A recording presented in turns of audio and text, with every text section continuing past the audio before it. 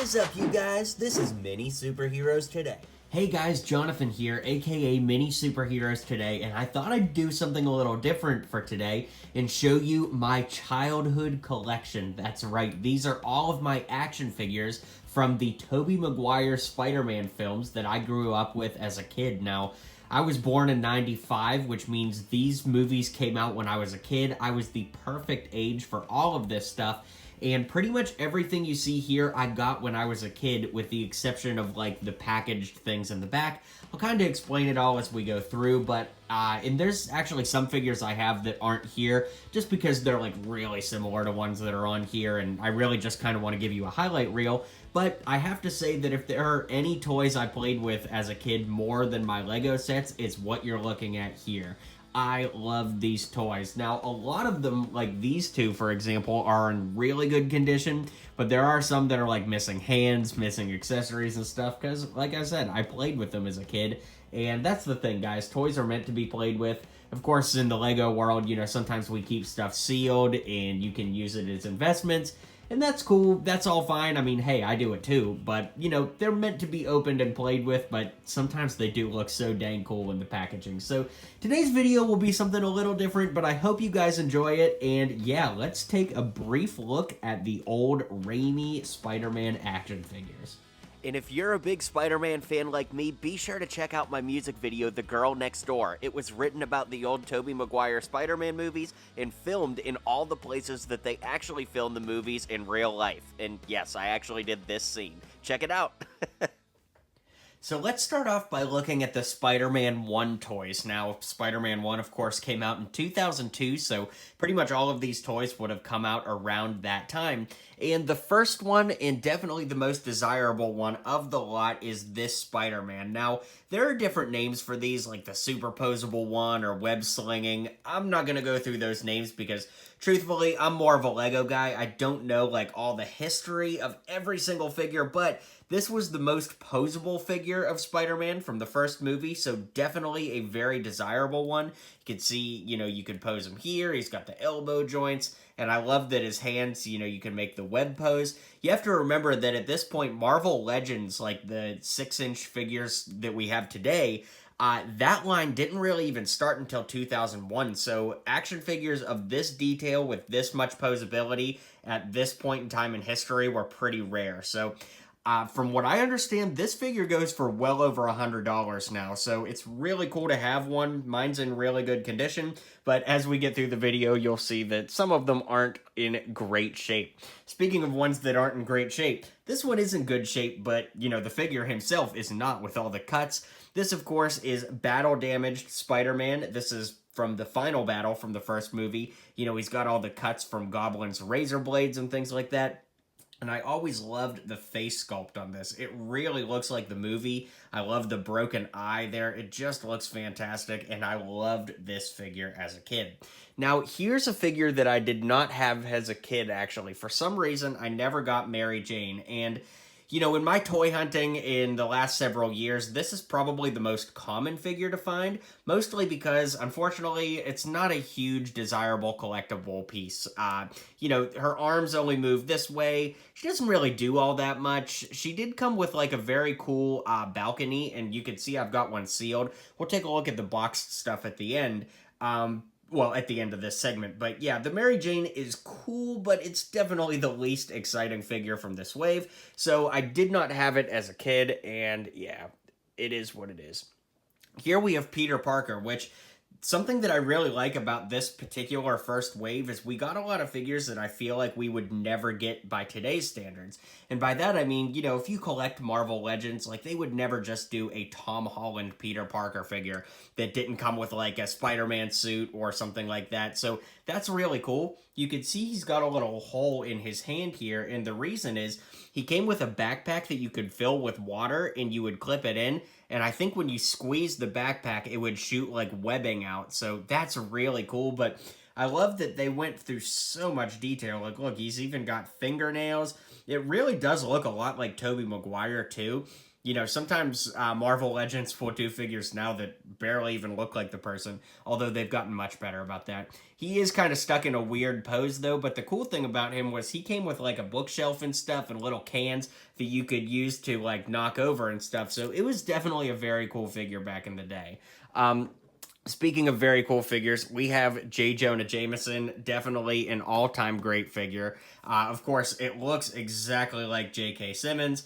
The head moves. He's actually really posable for a figure that shouldn't do much, but his arm is really cool because when you push his arm up, like, his elbow goes back. See what I mean? Like, he points. That's really cool. And then he has a play feature where he can slam his fist, and the idea is that with his desk, you can have him slam his fist on the desk, and all the stuff on the desk theoretically is supposed to move around, all the paper weights and pens and all that. So that was always a really, really cool toy. I'm glad I have that one now because I'm pretty sure he's pretty expensive. I think this might be from Spider-Man 2. I don't remember, but I always thought this was cool. The little Daily Bugle newsstand thing here. Just cool. Since we're talking about Jameson here, I thought I would throw it in. Again, like I was talking about, we've got the figures that I feel like Marvel Legends would never make today. And this was literally just a Norman Osborn figure, and his play feature was basically sitting in a chair. It came with a goblin mask you could put right there, and the play feature was when you press down on the seat, the goblin mask would talk. See, we've got the little speakers back here, so that was actually pretty cool. Unfortunately, his hand broke off quite some years ago, but it really does look a lot like Willem Dafoe, and it's a very unique figure in that regard. Now, here we have some Green Goblin figures. This one is the battle-damaged Green Goblin. You can see that compared to the ones in the back, he's a much darker green, and he's kind of got some wear printed on him. The other thing is he's got, like, eyes that you can see through. There's really no good way to show it on a camera, but see how the back of the head is translucent? Basically, it would allow the eyes to kind of light up, but this thing was super, super posable. You could see his knees move. He's got a hip there. It's just really fantastic, and these figures were really, really posable. Now, going off of that figure, I think the mold was almost identical to this one, which was the Green Goblin. I think it was just superposable Green Goblin. Unfortunately, mine got so superposed that his hand broke off. You could see what his hand was supposed to look like, but like I said, I played with these a lot. One cool thing with this is you could lift up his helmet and take it off and see the Norman Osborn face underneath. And, you know, it's pretty cool that all these years later, I still have the helmet because you guys know how it is with Lego stuff. It's definitely super easy to lose the accessories and parts like that. So definitely really cool there. Then, of course, we have this Green Goblin, which I think was the Pumpkin Bomb Attack. That was the name of it. But he's not as posable, but I really do like the vibrant green color he is. And it's definitely a very cool figure. Now, speaking of Green Goblin, I'm just kind of letting the figures pile up here. We've got this one, which is the Bump and Go Cycle. If you guys watch my vlogs, you'll remember I found this in Knoxville, Tennessee, back at the end of October. So this is really cool to have in the package. I did have this one as a kid, but somehow I lost it because when I found all this stuff in my parents' basement recently, this was not there. But basically, you would put batteries in this and it would kind of drive around, and it is what it is. I think the figure comes off of there too, but that's pretty cool. Then, as promised, I told you I would show you the Mary Jane figure over here, so let's take a look at it. Not really a crazy figure. You can see she's got a little balcony here, you know, basically just like the movie. And the balcony would, like, break off and, you know, Mary Jane would fall. There were suction cups on the back, so you could, like, you know, put it on a window. But this is cool. The Peter Parker, remember I told you about all the little pieces on the bookshelf you could knock over? There's that Green Goblin we just looked at. Leaping Spider-Man over here, web-slinging Spider-Man, so really, really cool and great figures all around. The last thing to take a look at is this here, which is the Doll Action Web Blaster. Now, this was a glove that you could slip on, and when you pushed the little button down, it would shoot silly string out. So you can see it fits both the left and right hands, includes 2 cans of web fluid, and this is complete in the box. There are 2 unused cans of web fluid in there, and when you ran out of web fluid, it came with this one, and you could spray water out of it. So super, super cool. Super rare to have this in the box, and I loved this one as a kid. So this is not my one that I got as a kid originally. Of course, that one was beat to shreds and and God knows where that is now, but it is cool to have gotten another one of these in the box. So let's move on to the Spider-Man 2 toys. So I don't have as much for Spider-Man 2 and 3 as I do the first movie, but remember guys, in life, it's not about how much you have, it's about what you do with what you do have, if that makes sense. So that's a virtue that I live by. Basically, it is not about the quantity of things, it's about the quality of things and what you have and what you do with it. Anyways, that being said, let's start off with something I didn't get as a kid. I got this earlier this year, I think it was like $1. But I found this at an antique store. This is like a pin advertising the release of the DVD, November 30th, 2004. Can you believe that? As of this video, it's 17 years old. Pretty rad. I need to use some Goo Gone to get the sticker off of there, but the other thing that's pretty cool is this is actually a Burger King toy, and how it would work, let's see if my hand even fits in there, is like it was a little glove. Yeah, it's gonna fit. It's got Spider-Man 2 on there, and there's a sticky thing, so the idea is like, you know, it would stick and you could use like the stickiness of Spider-Man's powers, I guess, to like catch the ball. Pretty unique, especially considering how lame Burger King toys are these days. In fact, I'm just going to leave this on for the rest of this little segment, because why not? This was one of the more posable action figures for Spider-Man 2. This was the web-swinging Spider-Man. It came with like a light post that you could like zip line him up and stuff, but it's really amazing. He's got...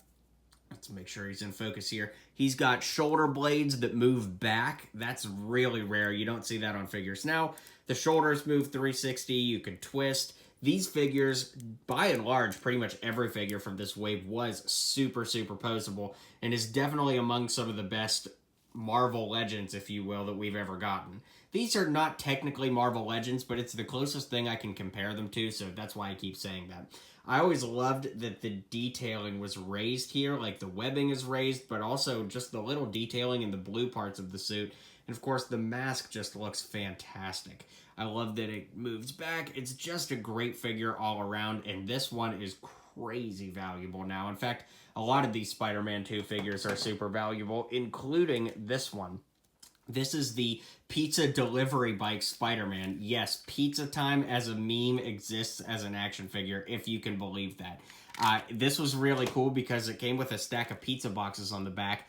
Unfortunately, I don't have all the pizzas. I have one left, which is cool after all these years. And the lid is missing, but you could press this button and it would like fire the pizza out. Pretty cool. Kind of defeats the purpose of him delivering, though, if he's going to fire them out. But it's a toy. What are you going to do? There were pedals on the bike that, well, there were 2 pedals. One broke off. But there's little, like, studs in there so that you could put the feet of the figure on there and kind of lock them on. The front turns, the wheels move, all that. There is a kickstand, but nobody cares about the bike. The cool thing was actually the figure, because there were not a ton of figures that you could put the Tobey Maguire head on and do, like, an unmasked Spider-Man.